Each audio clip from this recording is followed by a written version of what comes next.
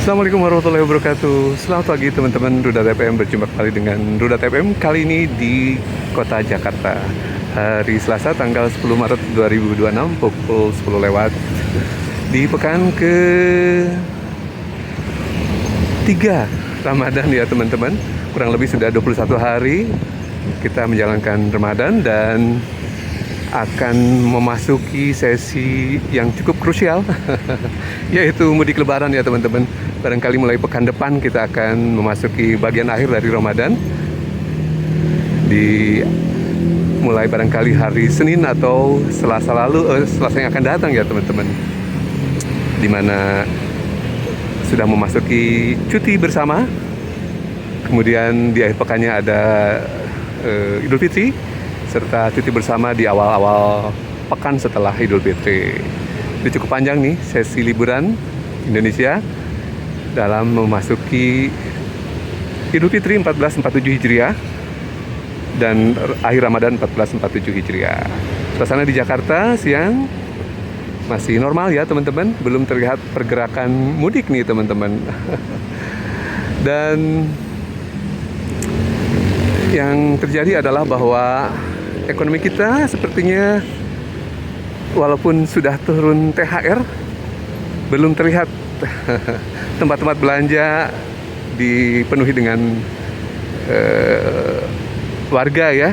Rudat FM sempat berkeliling di sekitar Serpong, BSD City, belum terlihat masif ya. Kabarnya sudah cair juga THR dari pemerintah untuk ASN TNI Polri ya pada hari Senin lalu tanggal 9 Maret 2026. Nah, ini menjadi pendorong atau penggerak ekonomi nih teman-teman, selain juga THR yang dari sektor swasta ya, yang masing-masing berkewajiban dari pengusaha untuk menyampaikan THR kepada seluruh karyawannya. Nah, ini suasananya belum banyak koper yang dibawa. Artinya ini masih reguler penumpang KAI komuter biasa ya yang menuju ke tempat kerja. Nah, beberapa titik yang bisa diakses oleh para pemudik untuk transportasi massalnya. Nah, ini ada di sebelah kanan ya, stasiun BNI City, stasiun K Bandara yang mengakses ke stasiun Bandara Suta ya melalui KAI komuter. Dan ada juga stasiun lain yang mengakses ke arah timur, yaitu stasiun-stasiun KAI yang berada di kota Jakarta. Ada Senen, kemudian ada stasiun KAI Gambir. Nah, yang merupakan dua stasiun penting yang menjadi andalan ya bagi pemudik yang menggunakan kereta api menuju ke arah timur, bisa ke Jawa Tengah, Jawa Barat, ataupun Jawa Timur. Nah, Rudat FM sengaja mengeksplor Jakarta dalam suasana pekan-pekan terakhir ya menjelang mudik ya nih teman-teman. Dan pekan depan kita sudah akan dirapotkan dengan suasana mudik ya. Oke teman-teman, demikian Rudat FM ingin menyapa teman-teman yang barangkali sedang menunaikan ibadah puasa dan juga sudah menerima THR barangkali ya. THR adalah andalan bagi Indonesia untuk menggerakkan ekonomi ya teman-teman. Karena tentu saja kalau gaji bisa saja habis di masa perbulannya ya, tidak sampai ke saving.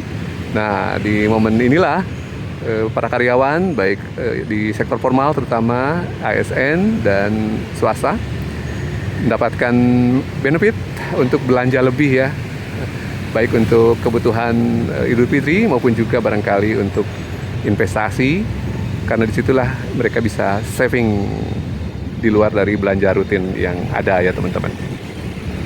Rudat FM sangat mengharapkan pergerakan ekonomi teman-teman. Sudah cukup lama ya ekonomi Indonesia mendem, nyungsep, tidak juga meroket ya seperti yang diharapkan oleh pemerintah di awal-awal tahun 2014, di mana Pak Jokowi statementnya sampai melegenda meroket di bulan September.